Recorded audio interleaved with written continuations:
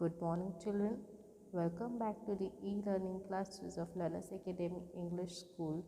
Today we are going to study subject English, unit number 4, A Little Fish Story. Children, now let us read this story and let us understand the meaning of this story. There are a great many million fish in the seas, but this story is about just one of them, and a very small one at that. अब ये story है fishes के बारे में, और उन सारे fishes में भी जो सी में रहती है उसमें से भी किसी एक की ये स्टोरी है, और वो बहुत छोटी फिश है. ओके, तो उसकी ये स्टोरी है. Now this little fish has everything in the seas to make him contented. अभी जो फिश है उसके पास सी में सब कुछ है जो उसको पानी के अंदर रहने में हेल्पफुल करती है. But he was not happy, पर वो खुश नहीं था वो fish. You will laugh when I tell you why he was not. आप हंसोगे अगर मैं बोलूँ कि वो खुश क्यों नहीं था, उसकी वजह क्या थी. He was unhappy because he was so very small. अब वो खुश इसलिए नहीं था क्योंकि वो बहुत छोटा था. It is very hard to be such a little mite of a fish. और इतना छोटा फिश होना बहुत मुश्किल भरा है. ही वुड से, वो ऐसा बोलेगा. ओवर एंड ओवर अगेन, और ये वो बार बार ऐसा ही बोलेगा कि तुम क्या जानो एक छोटे फिश होने का मतलब क्या है. If I were only larger, अगर मैं बड़ा होता. How much happier I would be. मतलब वो ऐसा बोल रहा है कि अगर मैं बड़ा होता तो मैं कितना और भी ज़्यादा खुश होता. And he said it so many times that I think he believed it. और उसने ये सबसे कितनी बार बोला तो हमें उस पर विश्वास होने लगा. One day he was swimming along with the rest of his school and thinking, no doubt, how much more the larger fish had to be thankful for than he. अब larger fish कितने thankful थे कि वो एकदम बड़े थे, वो छोटा था, और वो ज़्यादा खुश थे. When suddenly, with no warning, they found themselves in the meshes of a great net. अब अचानक से क्या हुआ कि वो विदाउट नॉर्निंग, मतलब किसी ने उनको बोला भी नहीं, और वो अपने आप को किसी नेट में फंसा हुआ पाते हैं. There was much floundering and splashing as the net was drawn up out of the water into the sunlight. अब जैसे ही वो सनलाइट में आ रहे थे वो नेट के अंदर से, वैसे ही उन लोगों ने बहुत छटपटाने की कोशिश की. And just as it all was being emptied into the boat, the smaller fish in the school wriggled through the mess and slipped back into the cool, clear water. अब जैसे ही वो बोट के ऊपर आ रहे थे वो नेट के through, वैसे ही वो छोटी फिश ने क्या किया, वो धीरे से उस नेट पे से निकल गई और वो पानी के अंदर चली गई.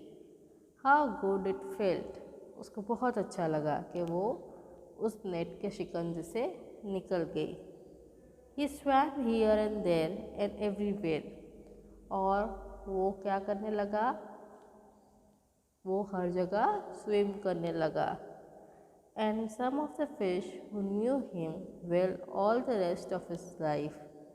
और उससे क्या होने लगा कि उसकी पहचान उस फिश, जो उसके आजू बाजू जो फिशेस थी, और भी बढ़ गई, और ज़िंदगी भर उसे याद रखा गया. Said that they never again heard him say that he wished to be anything but a little fish. अब उस सारी फिशेस ने क्या बोला उस लिटिल फिश को कि तुम्हें अब ये इच्छा करने की ज़रूरत नहीं है कि हम क्यों छोटे हैं और ये सारे फिशेस क्यों बड़े हैं, क्योंकि छोटे होने का ही अलग फ़ायदा है. Okay children, now I hope that you understood the meaning of the story. Now let us move on to the new words. Now let us see the first one. Million, a product of thousand and thousand. Next is floundering. Floundering का मतलब होता है struggling mentally in water to come out. अगर हम पानी से बाहर आने की सोचते हैं तो उसको उस स्ट्रगल को क्या बोलते हैं, उस कोशिश को क्या बोलते हैं, floundering. Next is meshes.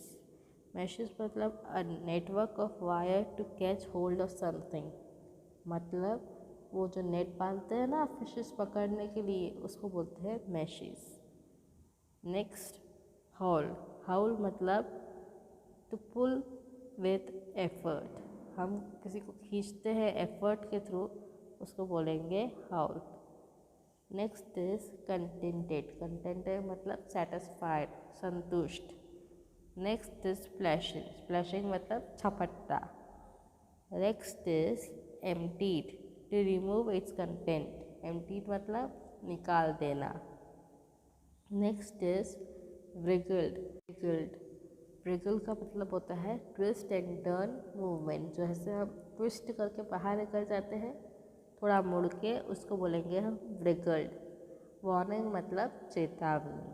Children, now I hope this new words also clear to you. Now moving on to the next topic is reading is fun. So here some are question and answers. We will discuss this question and answers. Okay, see the first question. How many fish are there in the sea. Sea में कितनी fishes थी? There were a million fishes in the sea. बहुत सारी fishes थी. कहाँ पे? सी के अंदर. See the next question. Why was the little fish unhappy. अब लिटिल फिश दुखी क्यों था? The little fish was unhappy because he was very small. वो इसलिए दुखी था क्योंकि उसको लग रहा था कि वो बहुत छोटा है. किसके कंपैरिजन में? दूसरी बड़ी फिशेस की कंपैरिजन में. See the next one. What happened to the fish one day? अब फिश को क्या हुआ एक दिन? So the fish one day got caught in the meshes of a great net. अब फिश सारी फिशेस कहाँ अटक गई? एक नेट में अटक गई. और उसके साथ साथ ये छोटी फिश भी अटक गई. Next is and the last question is Why was the fish thankful to be a little fish? वो फिश क्यों थैंकफुल थी? क्योंकि वो छोटी फिश है. इसलिए थैंकफुल थी क्योंकि वो उस नेट से ट्विस्ट करके बाहर आ पाए और वापस वो पानी के अंदर चली गई. बाकी जो बड़ी फिशेस थी वो नहीं कर पाई क्योंकि वो बड़ी थी तो नेट कैसे तोड़ती. वही छोटी फिश उस नेट के जो होल था उसमें से वो निकल गई ट्विस्ट करके और वो पानी में सेफली पहुंच गई. Children, now I hope that you are clear with this question and answers and I hope now everything is clear which is meaning of the story और न्यू वर्ड्स भी और क्वेश्चन एंड आंसर्स भी आपको clear हो गए. And if you have any doubts then all your doubts will be cleared in the doubts clearing session. Till then, we'll be meeting in the next videos. Thank you for watching this video. Have a good day.